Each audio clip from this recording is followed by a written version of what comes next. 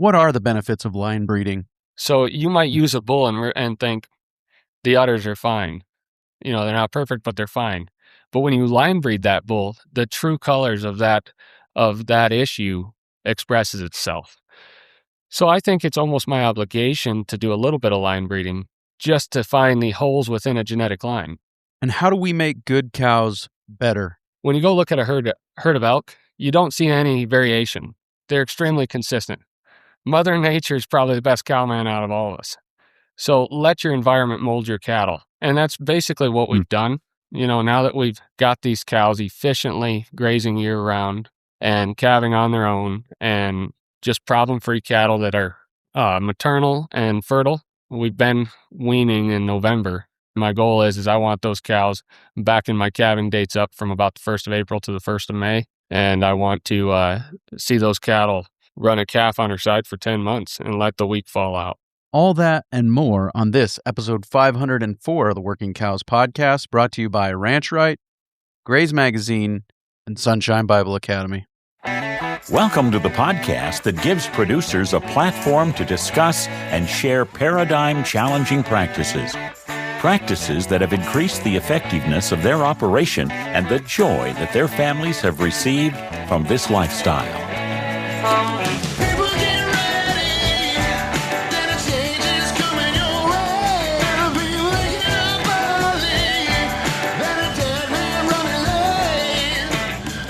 Hi, everybody. It's Clay Connery, host of the Working Cows podcast. Very excited to be joined today by Jimmy Stewart. He's from Big Country Genetics over near Cody, Wyoming, ranching in a tough environment. As we'll talk about, all environments are tough, right? In their own way. Dan Glenn Friday on the podcast, and his environment is tough. Jimmy and his environment is tough. And how do we let those environments, as you heard in the cold open, mold our livestock and set them up for success while we're doing it, and then end up with a better cow in the end? That's really what this episode's about, and I look forward to sharing it with you right now. Jimmy, thanks for joining me today on the Working Cows podcast. Yeah, thanks for having me. Yeah, always love to talk to somebody that's working on making a better cow, right? I think that's the challenge that we're faced with. I think the industry's gone well, and actually I think they're circling back now, honestly, from the space race of bigger, faster, better, and they're figuring out that if she can do more of the work on her own, that she's probably more profitable. Is that kind of resonate with you? Absolutely. That's kind of the philosophy behind our whole deal is that cow needs to be able to perform on native ground, native range, graze year round, calve on her own, and be self-sufficient. Certainly. So where are you in the world? Okay, so what we call our home base is just south of Cody. And then we run some yearlings in southern Montana, but the majority of the cows run in kind of central Wyoming, east of Shoshone. And what's that country like? Describe that country to people maybe not familiar with it. I'd call it high desert. It's fairly arid. Our summer country is stocked at about 50 acres to the cow. And so big dry country. It gets pretty hot down there. Maybe not as hot as the southeast or anything like that, but for our country, it's hot. And, limited water at times. We're blessed with some good wells, but yeah, kind of big country. Those cattle are expected to travel and move and raise a good calf in some harsher climates. Yeah, and that's some of the things that you hear oftentimes is the thing that is going to make or break a cow a lot of times, and a bull both. A bovine in general is their feet, right? They got to have good feet that can last. Is that something that you guys focus on? Oh yeah, absolutely. We've got these cattle have to be structurally correct to be able to travel. At times they're hiking a mile to water, or over. And so they have to be structurally correct. And that's part of the reason in our bull sale, we do a 3-year foot and leg guarantee on these bulls, because, it actually kind of sets us up to where if there's a genetic line, maybe we've raised a yearling bull and we used him hard one year. If I'm getting calls that the bulls are going bad footed, then I know I don't need to worry about it. I'll just call that specific line. So. Yep. And so I'd like to kind of hear the process that you've gone through here in finding and developing these genetics, I guess, and kind of just maybe give us the story from the beginning, where you started, what piqued your interest, what caused you to want to go down this path, and then kind of the steps along the way. Absolutely. It's kind of a long story, but my folks, or my dad, I should say, he started bringing in Simmental cattle, he and his dad, in the early 80s. And then my dad started a registered herd in the early 90s. Life happened. He had to disperse that herd, and he went into corporate ranch management in the Southeast.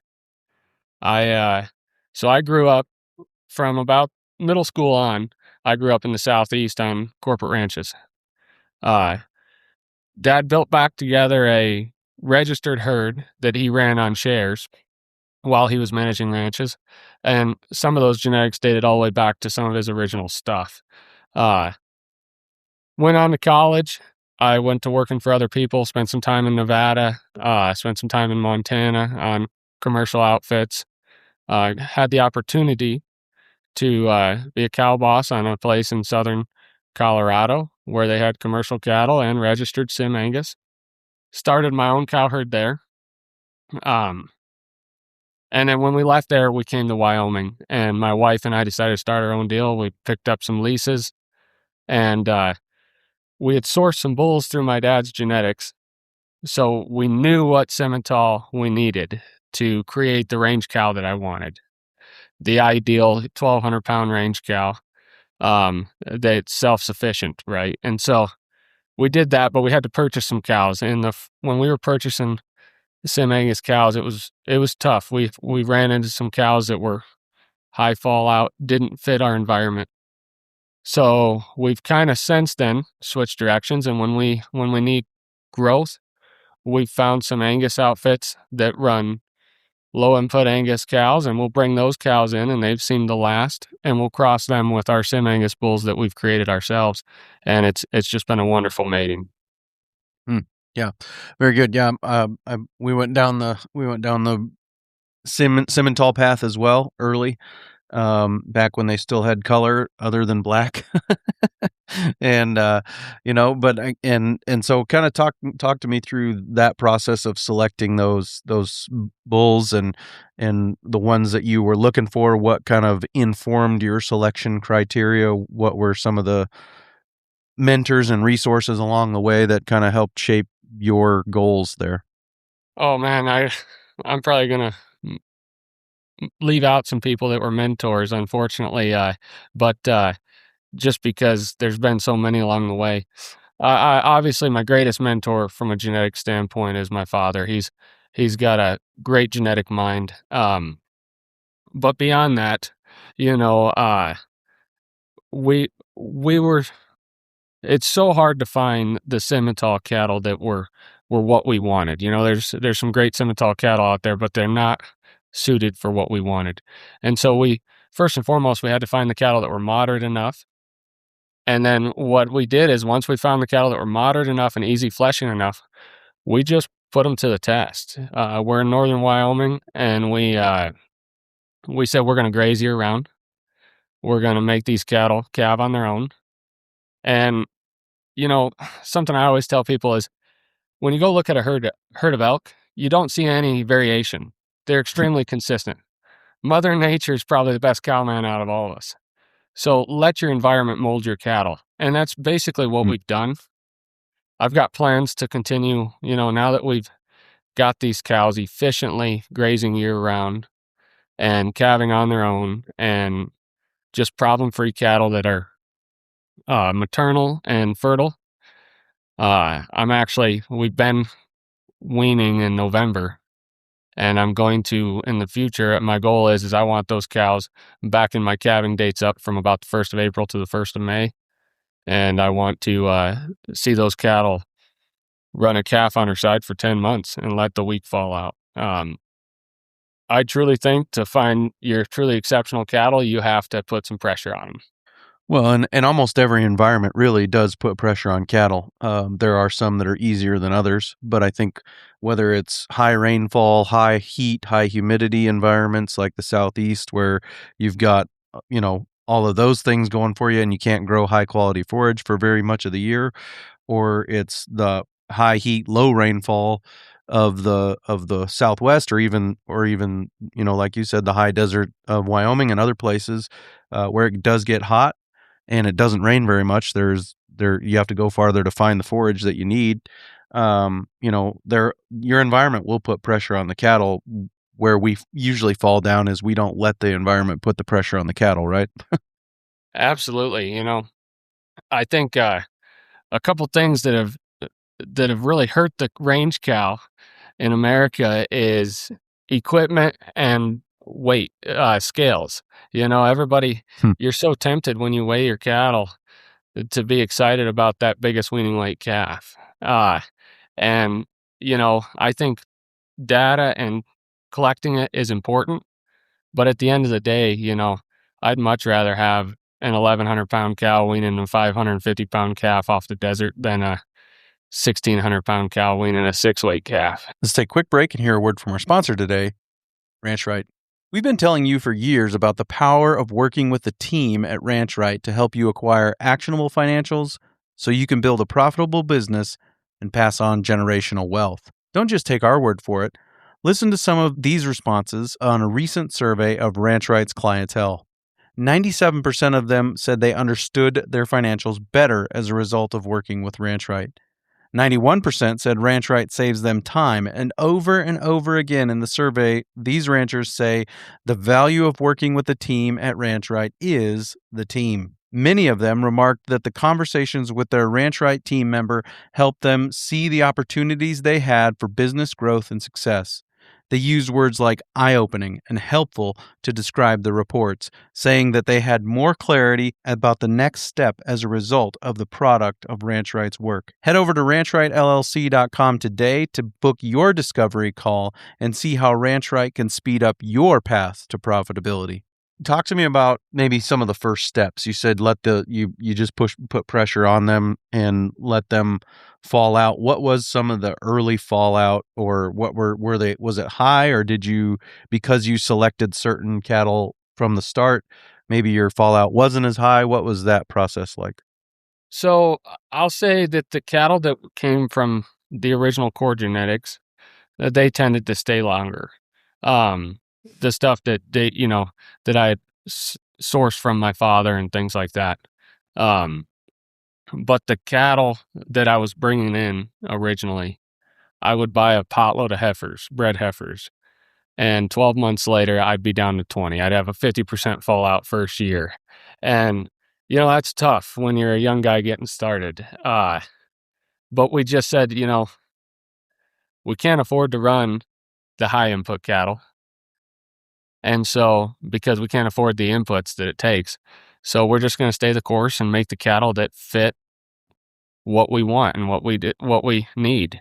And some of those cattle that we had purchased are still around and have done great. The ones that have made that initial wave. But I don't know how familiar. I'm sure you're very familiar with them, but some of the Johann Zeitzman stuff and the Bonsma characteristics. As I learned in that and started watching some of that stuff, we were able to at least get a better indication of what might work based on some of those physical traits. One thing that I've noticed is from just naturally sorting for fertility is how early these cattle slick and how quick they're cycling back. I've got a set of heifer calves that what I did was I weaned them in November for 30 to 40 days on long stem grass hay. And then I kick them back out with the cows to winter so that they can learn to be thrifty and graze. And I just think it makes better cattle. But typically from that point when I kick them back out to the 1st of March, they gain almost nothing, or some of them actually lose weight. But I had a bull customer, and we went and looked at them after I pulled them out of the cows because we're getting ready to haul cows home. And anyways, they're just little. They don't look like much this time of year, but they were cycling like crazy. And I think that is because we've created cattle. We've just let Mother Nature sort those fertile cattle. Yeah, certainly. No, and you mentioned the slick hair coats. That's, I think Steve Campbell told me that's Bondsma's one big thing, is all other things being equal. If he had to select on just one characteristic, he'd select on the early shedding, right? Absolutely. I would 100% agree with that. My best cows that raise my best calves, they slick early. They got slick bags, which I believe is a very good indication of butter fat. They're not my heaviest milking cows. They're the cows that have slick bags and nice tight little udders. They wean my biggest calves. Yeah, and that butter fat, right? You don't need more milk if you have better milk, right? Exactly. So you put pressure on them. The core sticks around. You know, that core that you got from your dad, and I'm assuming that's because he was putting pressure on them, selecting them according to some of these same principles. Is that right? Absolutely. You know, I think he's put pressure on them forever, and then he's got such a great eye for cattle. He's sorted for good cattle all the way along. You know, I think where we've seen a huge dramatic difference as of late compared to when I was a kid is probably based on the fact that he was, you know, when you take a Simmental, especially the early day Simmentals, and you cross them with an Angus, you have a heterosis explosion.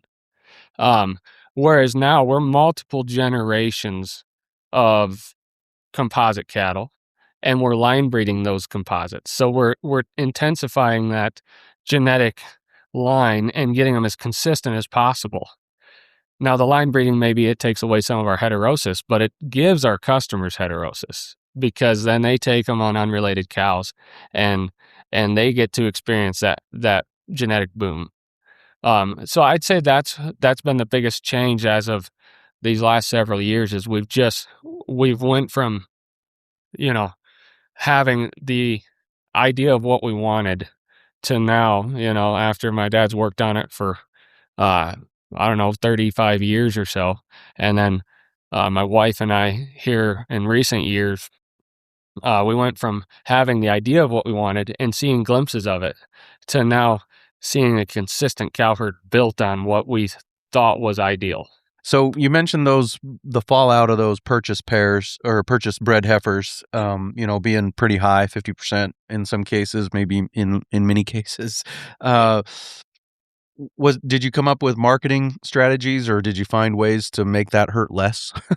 Yeah. So actually, to this day, what I do is, if a cow preg checks out, open or out of the program, they go automatically in the fall. They just go to the sale barn. But where we're range calving, especially early on, we're getting it better now. But you have a percentage of cows that were bred and show up at the branding time dry. And what I do with those cows is I've got some really good bull customers in the southeast. I will kick a bull out with those cows for 30 days, and they will buy those cows every August, and it works great. They've got to where now they don't have to keep replacement heifers and deal with all that.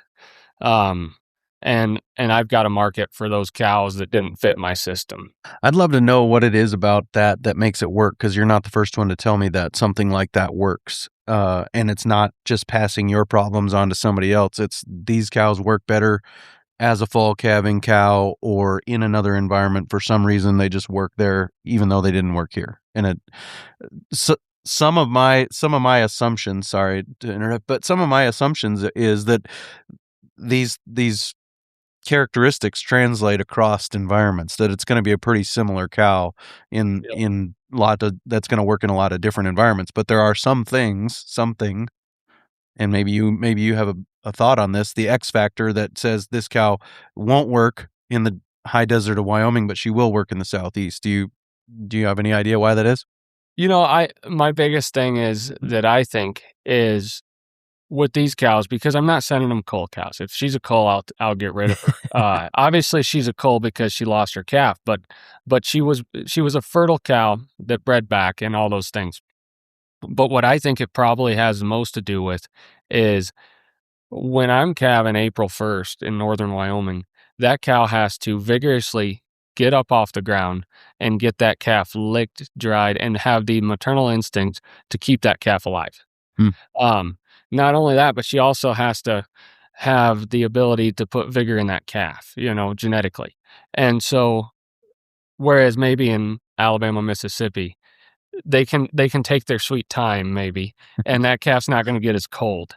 And then there's also the idea of predators. We've got bears and wolves and coyotes, and I'm sure I've sent some cows that their calf got ate by a bear and down there. Well, yep. That's maybe not her fault, but I can't afford to run her for the year. So yep. Let's take a quick break and hear a word from our sponsor today, Graze Magazine. If you enjoy this podcast, you'll probably enjoy Graze Magazine. It's all about grazing, management, mindset, and learning from other producers doing the work. It's written by grazers for grazers, and it's been around for 25 years. It's not fluff. It's practical stuff you can actually use. They're offering Working Cows listeners $10 off an annual subscription. Go to grazeonline.com and use code WORKINGCOWS to get it. Okay, so we've kind of talked about the start of the process and kind of what got you started. How did you go about, or what has been the process of the line breeding and kind of some of those things as far as selecting which animals to cross and what's the breeding look like? Is it competitive environment or how are those things being handled? Yeah. So what we do is everything's multi-sire pastures. So but I do AI. Now, to AI to a bull, he's had to have proven to me that he's out of a good cow, a fertile cow that does, no cow does everything right, but one that does as many things right as possible. Can you give me some of the things on that list? I need him to have the correct hip structure. I've found that my most fertile cattle that do the best for me are the cattle that slope in their hip structure. I need them to be sound structured, good footed cattle. They need to have a sound functional udder. Again, with the early shedding. As far as volume, everybody loves a big bodied cow, right? I think you can take almost anything to extreme. But she needs to be easy fleshing. I want her to have a high shoulder rotation and have a feminine look to her.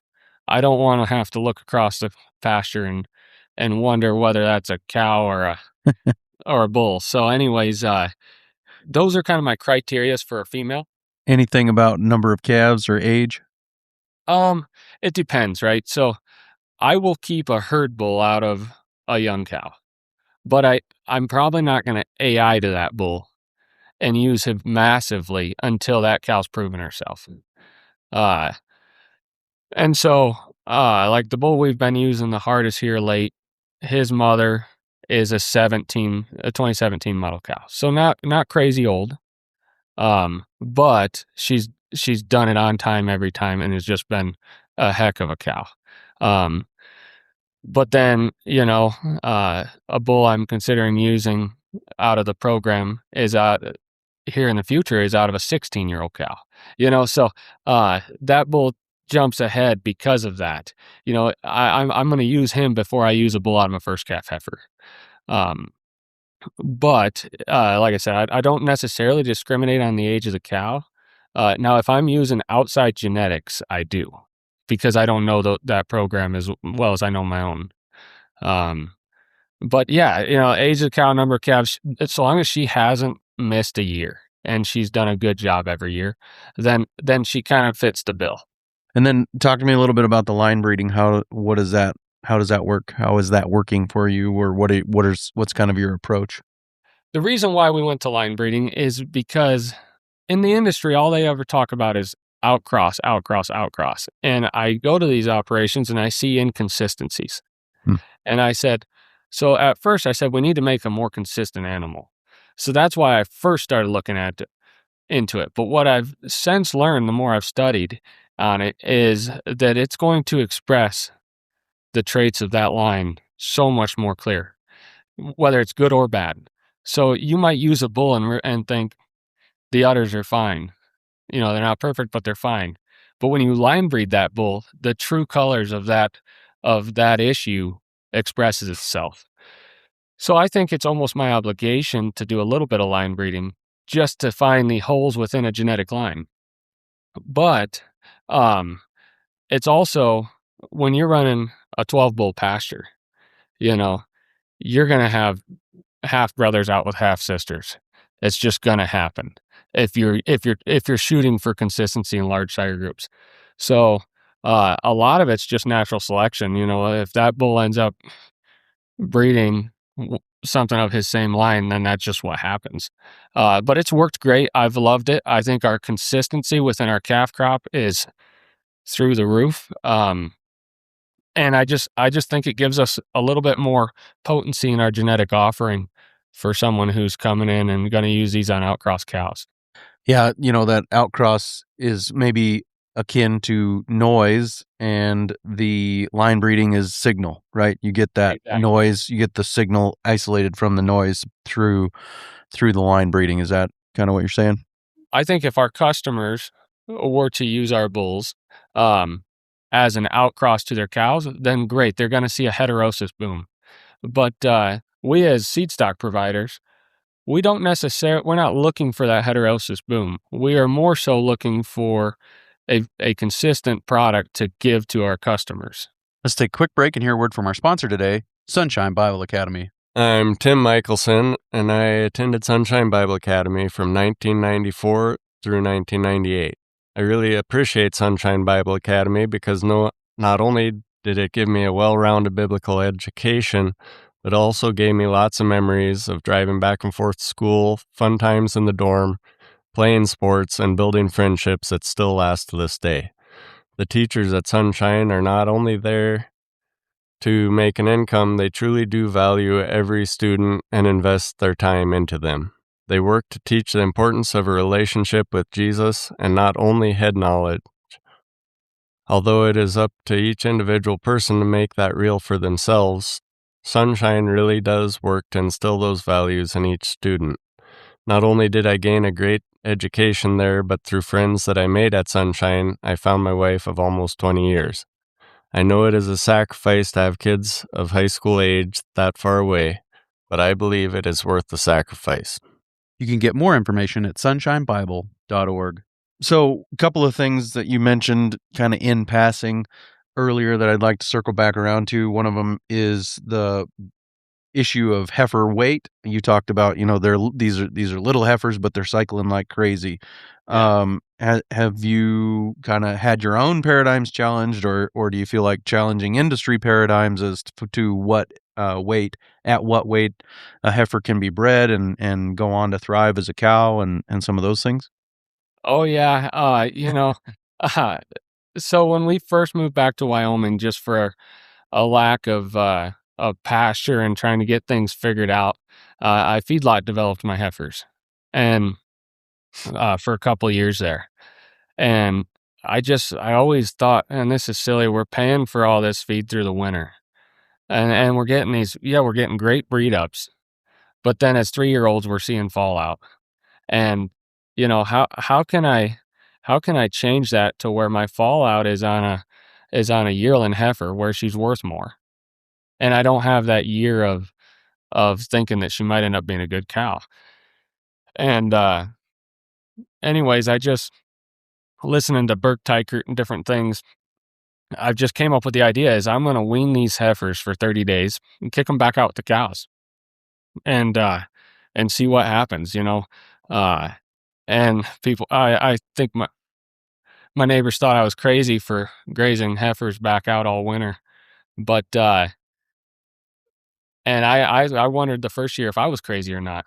But anyways, I did that, and and they looked rough, and I just said, I'm going to stay the course and see what happens. And we bred those heifers late June that year, and they were about 550 pounds. And we saw a bad breed up, and we did that first year. And the second year was a little better. And then, but now, after doing this for several years, our breed up on our heifers is 94%, 92% year over year, Hmm. And so I feel like that's a genetic solution. We put pressure on our cows, we saw the flaws, and we gave them the genetics to go forward. And that's why we're seeing that. And that's, I think that early on, we had some cows fall through the cracks and stick around a little longer than they should have just because we pampered that heifer.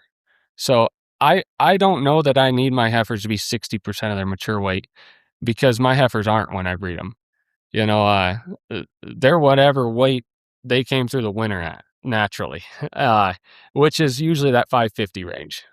And did you mention your breeding period on those heifers? Yeah. So this past year, it was 50 days. We got 65% AI first cycle. We do a timed breed on the heifers. We don't heat detect, so we time bred them. Got 65% AI, and then got the rest. We ended up this year with a 92% breed up overall. Year before we were 94. But yeah, so a 50-day window. Yep, nice.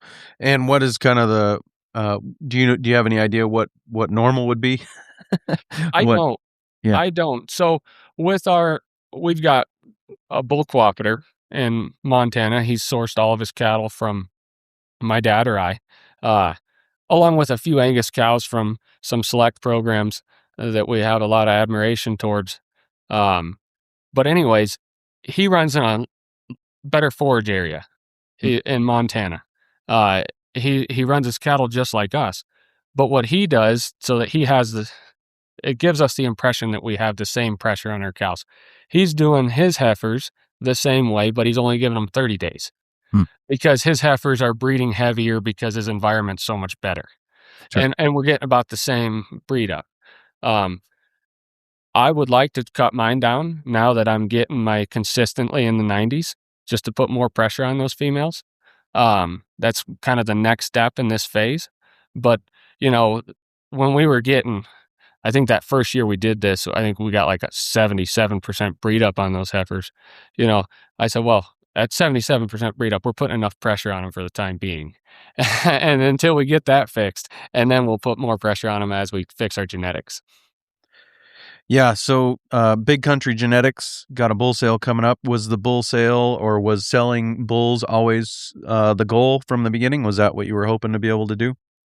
I've had a passion for genetics since I was a little kid, and I just, as I was out working at different places, I noticed there's a ton of bulls created for terminal values, but there's very few for the values that I deemed as profitable range cows, profitable just commercial cows. And so I've always wanted to just kind of be that place where people could go find composite bulls that would give them a little bit of heterosis, but also work in a maternal setting. So that's why we did the bull sale. We do it a little different than most people. Our bulls are developed in 200 plus acre pasture and on long stem hay. We've traditionally done a yearling bull sale. So we do feed them some alfalfa-based Mugley Brothers cake just to help those bulls come along. But this year we're actually transitioning. So we're selling half the bulls this April. And then the other half of the bulls we're selling in November. And we're going to an 18-month-old bull sale. And those bulls will be 100% forage. We're actually using the virtual fence collars from Halter to intensive graze those bulls through the summer. It's a fun project we have going. But to get started, we had to do the yearlings because of cash flow. We just, early on, I couldn't figure out a way to go 2 years without a bull check. So Yep. No, I don't think anybody blames you for that, for sure. So, but yeah, so talk to me a little bit more about we've talked a lot about the female side of this. Talk to me a little bit more about the bull side, the selection process, the development process. Some of that you said developed on long stem hay, and maybe some supplemental cake, but talk to me a little bit more about that. yeah, so our bulls they're developed slow. So right now, our yearling bulls that we're selling, they're ranging anywhere from in about a 100-pound window from 850 pounds to 950 pounds at a year of age. So they're littler than most people's, but they're in a healthy condition. I mean, we go out and we have to ride out we call them sweet tails, but we have to ride out bulls for riding every day this time of year. They got high libidos. They're very vigorous in their sex drive, and I think that's based on the fact that we've sorted for cattle that are fertile, and we've sorted for cattle and we've allowed them to be in an athletic condition. I always this is kind of funny, but this is what I always tell people is we don't put our teenage kids in their room and give them a bag of Cheetos and get them as fat as we can before the sports event. No, we make them exercise and things like that. And so why do we do that for our cattle? We throw them in a tiny pen and feed the tar out of them.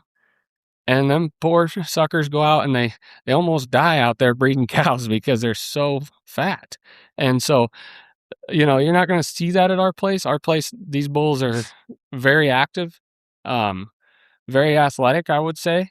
And that's kind of the development. We do give them a mineral tub from Bioreg that supplies all their minerals so that they can pass a BSc at an early age and things like that. We sell them with a 3-year foot and leg guarantee that covers anything to do with the feet and legs as well as semen quality. We always get questions, do you think these little bulls can go out and cover rough country?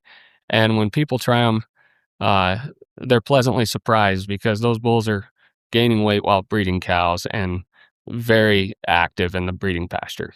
Yeah, right. That's the thing about traditional bull development is they melt a lot of times. They melt during a breeding season, and they go out looking like fat as a tick, and they come back, just all shriveled up, like a balloon that's been deflated, right? Exactly, and it's I've noticed too with some bulls that I brought in is their libido is actually down that first year when they're that heavy. They kind of tend to shade up, hang out at the water tanks, whereas the little healthy bulls that are hard and ready to go to work, they're trotting across the pasture looking for the next cow to breed. In fact, I've had a lot of times where in a 12 bull pasture, a yearling breeds the most cows. We figured it out through DNA that a yearling will a lot of times breed the most cows just because he's so excited to be doing his job. It's just one of those things that I'm passionate about providing a bull that's problem free. That's my passion is if I can give these guys a bull that is problem free. He may not be the best in any one place. I'm sure you can find cattle with more performance and cattle with more carcass value. But our goal is to create low input, problem free cattle that check the boxes.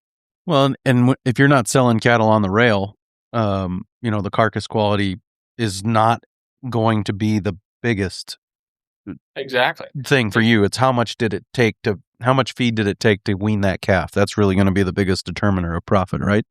Exactly. And I think with our genetics, we've been able to, we've been fortunate enough that some of our cattle do carry a high marbling gene, and so they marble really well. I don't think that's antagonistic to their maternal traits. But you're going to tend to find smaller ribeyes, smaller carcass weights, things like that at our program, because that is antagonistic to the cow we want. And so I'm not against cattle with good carcass traits, but I think that the focus has been there for so long that we've lost track of what makes a cow profitable for our commercial customers. And so, first and foremost, I want to make my customers money, and then from that point on, let's make the best beef we can make. Right. Well, and so many of those selection criteria over the years have been, to me, arbitrary, like the size and shape of a ribeye. I don't care what it looks like. I don't care about its size and shape. I want to know what it tastes like, Exactly. and intermuscular fat, as far as the marbling is concerned, I think that can be. You can correct me if I'm wrong. I'm sure you're farther down this rabbit hole than I am, but I think that is. Fertility is a function of fleshing ability. Johann Zeitzman, that's one of the things that you hear over and over again if you're in the texting group, which I haven't been on in a while, but it was just one of those things you hear all the time. Fertility is a function of fleshing ability. Well, what is fleshing ability? Ability to get fat. And intermuscular fat is, I'm sure, part of that. Do you agree? I 100% agree, and it's solely, there's no biases in my way I came to this. It's simply that, you know, I've sorted. It's kind of like the Simmental Association came out with a cow energy requirement EPD. They just came out with it this year, and I have sorted for the cattle that work for me, and it just so happens they do really well at that EPD. It wasn't that I single trait selected for an energy requirement EPD or that I single traded selection for marbling. It's just the cattle that work in my environment that are maternal tend to have more marbling and tend to be lower energy requirement cattle. Yep. And I see on the bull sale catalog there, April 4th, and they are PAP tested bulls as well. Is that right? Correct. Yeah, we PAP test at the home base is 5,700 feet. The cows summer at ranges from 6 to 7,500. And so we do PAP test everything. They also sell with a PAP guarantee because we've got customers that run them really high. And, a PAP test at 5,700 feet, although accurate, is a lot different than a PAP test at 7,500 feet. Maybe talk a little bit about that PAP test. Got listeners in all 50 states, and so talking to some guys in the lower country too. Just talk a little bit about that and the value of it and the practical, application of, why is it good to have a higher PAP score and those things. Yeah, so actually it's a lower PAP score you want. Yep. But anyways, it's pulmonary artery pressure. It's basically they send a catheter down their pulmonary artery, and they measure the pressure within I believe the left ventricle of the heart, and basically your cattle with healthier heart and lungs can handle the elevations where there's lower oxygen levels with more ease than cattle that have a higher score. Cattle have unusually small heart and lungs for their size of their body. And so that's why it's so important. That's why you don't see horses dying at elevation, because they have huge lungs that can handle it. But you do see cattle struggling. And I think it goes even into the feedlots. They're having cattle having heart failure because we're feeding these cattle so fat. And I personally believe that even in the lower elevations, you're going to find that cattle that are better in their vascular system and their heart and lungs are going to be healthier cattle in general. I don't have any evidence behind that other than it makes sense in my mind.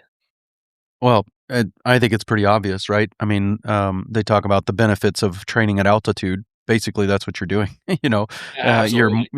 I used to ride my bike a lot, and so I would ride at 2,500 to 3,500 feet around Belfouche and Spearfish, South Dakota, and then I'd go out to my sister-in-law's place in Minnesota, where it was 1,000 feet at most, and you feel like an animal. You go all day, go harder, go faster, go longer, and I think you see that with guys that train different athletics. They'll go to altitude to train for a training camp or whatever, and then come down to a lower altitude for the fight or whatever the athletic endeavor is, it helps, and you become a more efficient user of oxygen, and ultimately that's one of the limiting factors when it comes to being able to go longer with athletic endeavors. And you already described these bulls as athletic, and I think that's part of it, right?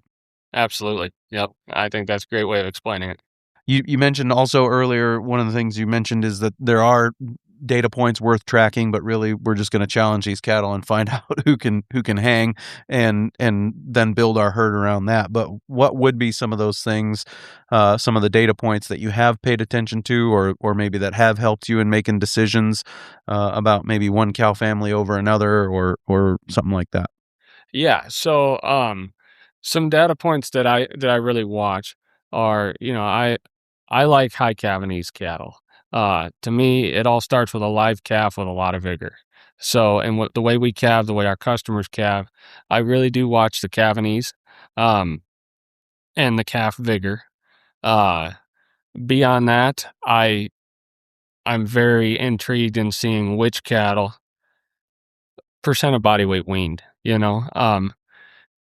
Like I said earlier, the cows, when they weaned calves last year, the calves came off at about 550 pounds, and the cow herd, we weighed all them, and they averaged 1130. So, trying to find that optimum level of percent body weight weaned. Um, I've found that sometimes those cattle that are really overachievers fall out. They end up preg checking open or something, but also the cattle that are below the norm fall out. And so I'm trying to find, that optimum range of where that might be. Mostly just checking the boxes in those situations. We do DNA test everything, so everything's got genomically enhanced EPDs if you like the EPDs. But what I've found is even with those, although I find them to be useful tools, I always say, you have to take into consideration your environment, right? You can have a bull that's top 1% growth, and if he's starving in your environment, he's going to wean the same as a bull that's low growth. And so I've seen that time and time again in our program. Our low growth bulls will wean off calves the same size or bigger than some of the high growth bulls that we've tried. And so we've basically gotten to the point where we don't try them anymore. We've found the range of growth that works in our environment, and we've went that route. And now there's certain environments that can handle more growth, but it's not ours. And I would say that a lot of environments that think they can handle the growth probably can't. We're just taking such good care of our cattle that it's making up for it. Yeah, right. Yeah, that's the crutch, right? Yep.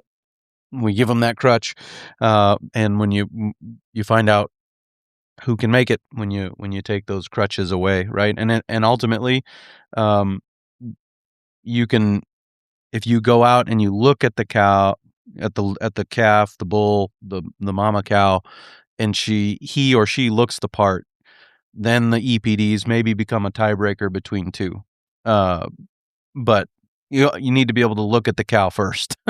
Exactly. For instance, our main AI bull that we AI to his name is Big Country Summit, and we sold 60 sons of his last year, and this year I believe we got 40 for the spring sale and more for the fall sale.